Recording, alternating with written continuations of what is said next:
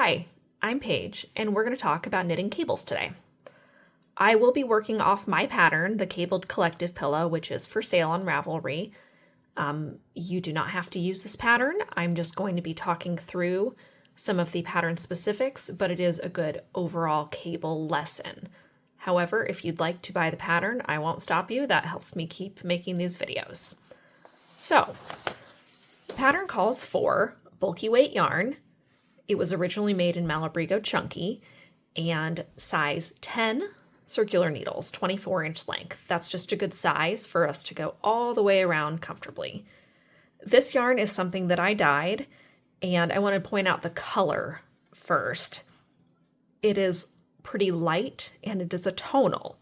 You are going to want to use solids or semi-solid yarns when you are knitting cables, because if you're knitting one of those beautiful hand-painted yarns with lots of different colors in it, you're going to kind of lose the cables in that color. So tonals and solids are where cables really shine. All right, what are cables? Cables are just rearranging stitches in a specific order and knitting at specific lengths to get something uniform. It is really so much easier than it looks, and we're going to talk about how this happens today. So there's really only two variables you need to consider with cables, and that is how many stitches are we cabling, and are we cabling to the front or to the back? And that's going to make more sense here in just a second. I have a lot of people ask me about cable needles, and do I need a cable needle to cable? You absolutely do not. While cable needles are really handy for bigger cables, you don't necessarily need them. A lot of times I use a double point, and as long as it is the same size or smaller than the needle that you're using in your knitting, it's totally fine to use.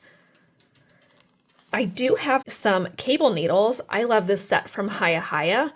They are not paying me to say this. I just really like Hiya Hiya needles, and the people at Hiya Hiya are really nice too. So, Hiya Hiya. All right, let's cable. Again, we said cables are just rearranging stitches. So let's start. I have 5 cables in this particular piece. So I've got seed stitch on this side, so alternating knits and purls.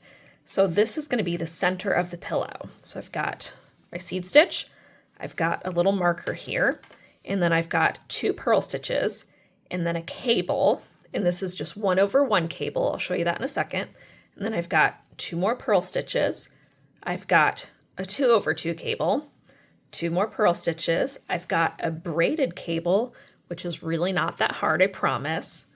2 more purls, another 4-stitch cable, 2 purls, a 1-stitch cable, 2 purls, and then we're back to seed stitch.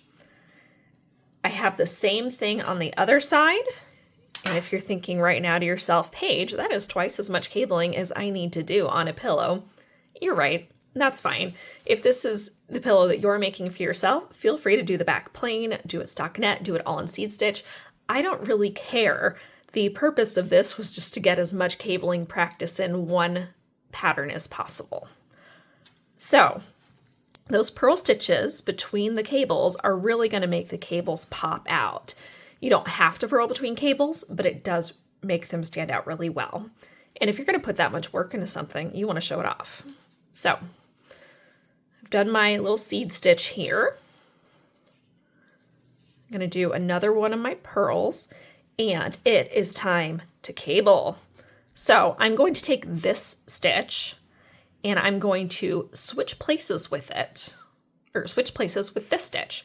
How I'm going to do that on this particular one is I'm going to take the yarn, or take the stitch that should be worked next if we weren't cabling, and I'm going to pull it forward. Just going to forget about it for a second. And you can do this on a cable needle, or you can do it on a double point. I'm going to knit the next stitch, and then I'm going to put this one back on the needle, and then just knit it normally. Boom, we cabled. So I'm going to purl my 2 here. going to take 2 now instead of 1, and I'm going to hold it again to the front. Some people say left cable or right cable, and in my patterns I say front or back cable because that just makes more sense to me. So I can put it back on this needle, or if you want to just scoot your double point down and knit it right off the double point, you can do that as well. So I've rearranged those 4 stitches there. That's our cable. Isn't that nice and tidy? All right, gonna purl our 2. All right, this one's fun. This is a braided cable. So we've got 3 sections and we only work 2 of them at a time. So 3 stitches, 3 stitches, 3 stitches. That's our braid. You can see that I worked on this side last time I did that, so I'm gonna work on this side. And this is all in the pattern. So if it sounds like Greek, it's probably because it is right now. So I knitted my first 3. And now I'm going to change things up a bit. So I'm going to take my next 3, because we're doing a 6-stitch cable right now, so 3 and 3. And saw how I've been holding them to the front. I'm actually going to hold it to the back this time. So our cable is going to face the other direction. So 1, 2, 3. If you want to put those back on that left-hand needle, you can, but I'm just going to save myself a step and just scoot my double point down to the other side and knit directly off that. Done. Going to go back to my purl 2.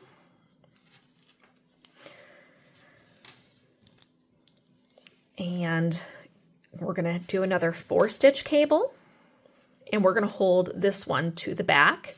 You can kind of see, and once you have a few cables under your belt, this will get more obvious when you can read your own knitting a bit more.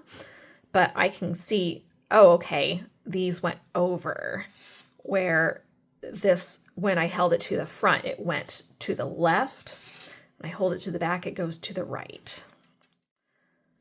All right, so we're about to cable, and we're going to cable to the back. One thing I do want to point out before we go into this cable is you're going to try to carry it the same direction as you're knitting. So be very mindful not to twist before you do your cable. You don't want to twist it this way because that gets things all tight and wonky. You don't want to do that unless you do want to do that, and that's totally okay because it's your knitting. But if you're going to twist your cables, I would just say be consistent and call it a design feature. Remember, patterns are just suggestions. All right, so I held that cable, those first 2 stitches to the back, so I've got my nice cable going this direction. I'm going to do this next one without a cable needle just so you can kind of see what that looks like. Don't feel like you have to do it, but if you are like me and think cable needles and double points are a little fiddly, you can just do this. So this is my 2-stitch cable, so 1 over 1, and I'm going to hold the working yarn, or the first stitch, to the back. What I'm actually going to do is I'm going to take the 2nd stitch and I'm going to pop that 1st stitch off, and I'm going to bring that 1st stitch to the front, and I'm going to catch this stitch that was the 1st stitch, bring it to the back. I've done this as awkwardly as possible on camera. Great. And I'm just going to knit it like it is. So I just rearranged the stitches in the order that I wanted them and then knitted them. So same thing, I end up with a cable, all is good. And purl 2, slip my marker, and then I'm back to the seed stitch section. So you may have noticed that all of our cables on the first part of this were pulled to the front. So you put it on the cable needle or double point, you pull it to the front, you knit, and then you go back, and that gets us that left leaning cable. And even when you do your braid, so you're working those first 6 stitches, you will pull that to the front. When you're working the second half of this panel, everything is going to get pulled to the back. So you're going to put your stitches on the cable needle, push it to the back, knit, and then pull it back and knit your stitches. So it's kind of mirrored there. So the next question you might have is, do I have to cable every single row? And the good news is you don't. So first of all, there are written out instructions. This is a 9-row repeat. But if you prefer to read charts, as I prefer to read charts, you can kind of look at it this way. So on our itty bitty cables, our 1/1, we are going to do that every other row. So we're always going to have a rest row between those cables. For our 4-stitch cables, we are going to do that every 4th row. So this is every other row, this is every 4th row. And then our braided cable is also every 4th row, but only 2/3 of it. So we've got the last 6 here and then the first 6 here. So you are definitely not cabling every single row. You are cabling every other row, but just a little bit. And then every 4th row is all of the cables getting worked. So how do you know when it's time to finish your pillow? You'll want to get yourself a pillow form, or if you are a sewist, you can sew your own. I recommend getting most of your pillow made before you get a pillow form. The pattern calls for a 12-inch pillow form, but if you're a really tight knitter or if you're a really loose knitter, you might have a very different size pillow that you need. You can also make it a different size or shape. If you want a much longer pillow, you can absolutely do that. Where it tells you to bind off, just don't keep going until it covers the pillow that you want. So I put it down to the bottom. I kind of can hold it and like, okay, that's what it's gonna look like when it's closed on this end. And then I can just keep trying it on the pillow when it meets at the end and looks about as stretched out as you want it to, because you want it a little stretched out to make those pop. But when you reach the end, you can kind of eyeball it and, okay, this looks good. I'm done. Bind off, sew up your top, sew up your bottom. If you want to block it before you put it on the pillow, you can absolutely do that.